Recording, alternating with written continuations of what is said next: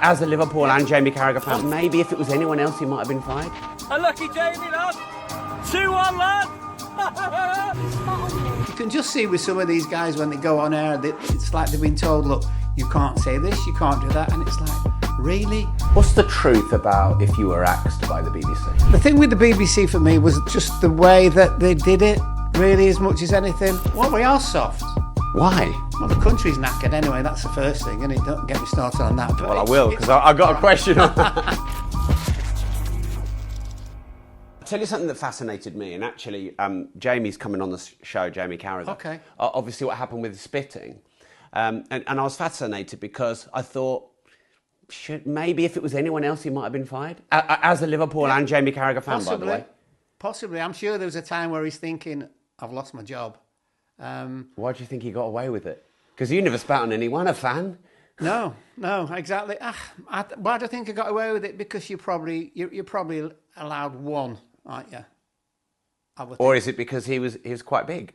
Well, he is quite big. Yeah. But I think you're allowed one. Everyone makes a mistake at some stage, and he was wrong, wasn't he?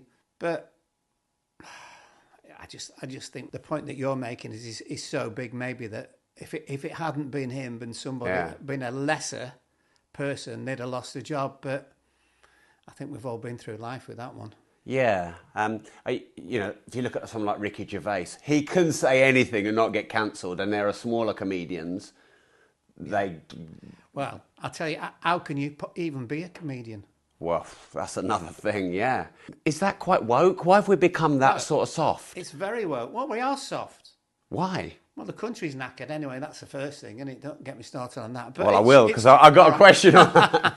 But it's just the way that we are. It's just, we're frightened to death of upsetting anybody. You can just see with some of these guys when they go on air, it's like they've been told, look, you can't say this, you can't do that, and it's like, really? Did you have that? One person's opinion. Yeah, did you have that in the BBC? Were they like saying things you couldn't say? I remember in Brazil, I was co-commentating with Guy Mowbray, and I think it was, I can't remember who it was playing, just say it was Switzerland versus Argentina.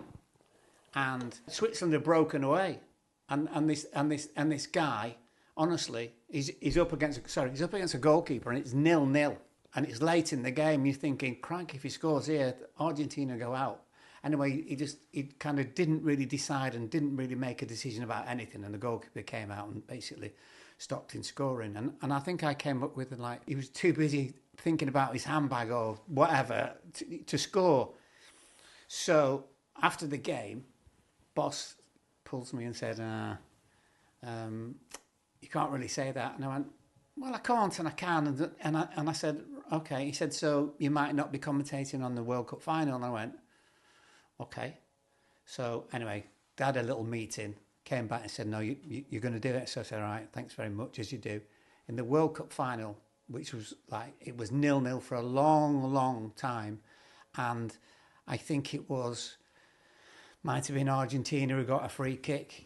And, and I'm saying, look, just put your bags down, put your bags down, girls, and somebody make a decision.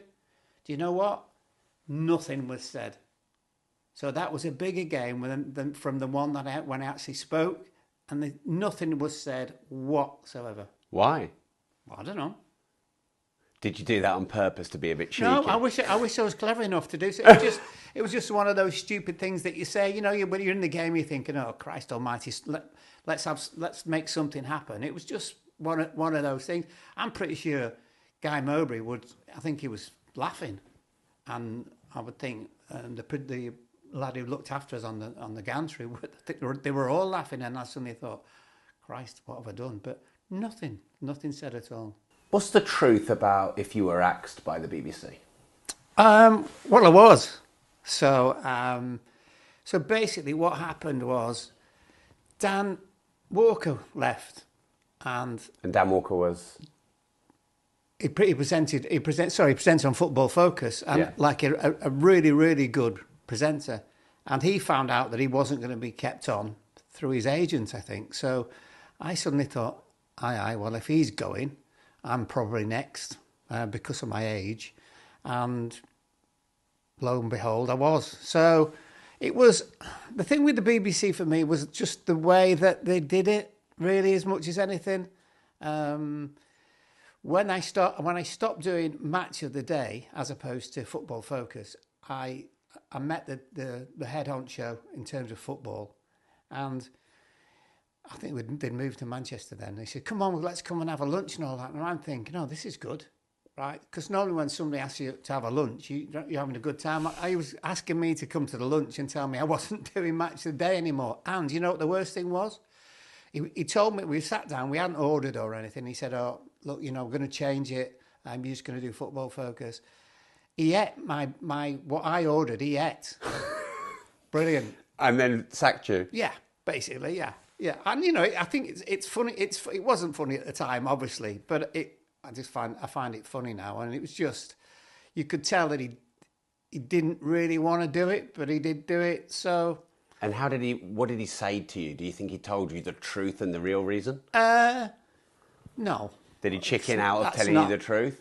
Well, I think the sentence was, we're going to change the thing around. So there was no discussion as in, you've all done really well and all that, Mr. Grace. Which I kind of realised that was going to come, but it was a bit of a shock at the time. And then, obviously the Football Focus thing, which I got a phone call in March time. So obviously season finishes May, June. And I was on a 1-year contract. Absolutely fine, didn't have a problem with that. But they rang me up in March time and said, "Oh, Laura," he said, we're gonna take Football Focus on the road, and we don't think you'll want to do that." And I went, "Oh, it'd be nice to have been asked, wouldn't it?"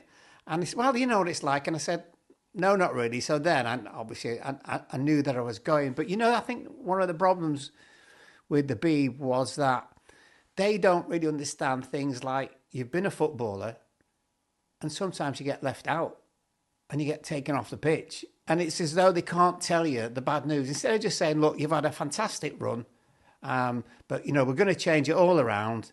And, thanks very much, but no thanks." So that for me was the problem, really, as much as anything.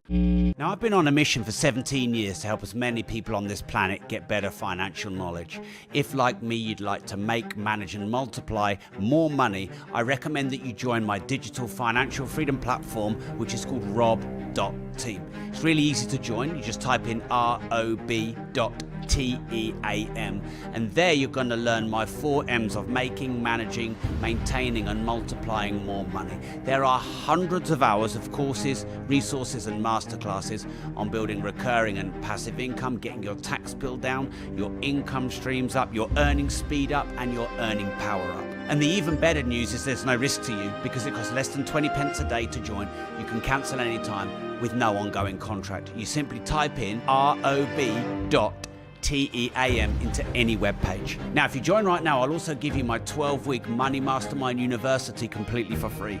This will retail at $500 to $700 when I launch it. It's about 14 hours of what they should teach you at school and university about money, but the banking system and the governments control you and don't want you to know that. It exposes the banking system and teaches you how to play them at their own game. And all the things your parents and society don't know about money and didn't want to teach you about money and wanted to hide away about money is exposed in my Money Mastermind University. If you join rob.team right now, you get that completely for free. Just type in rob.team.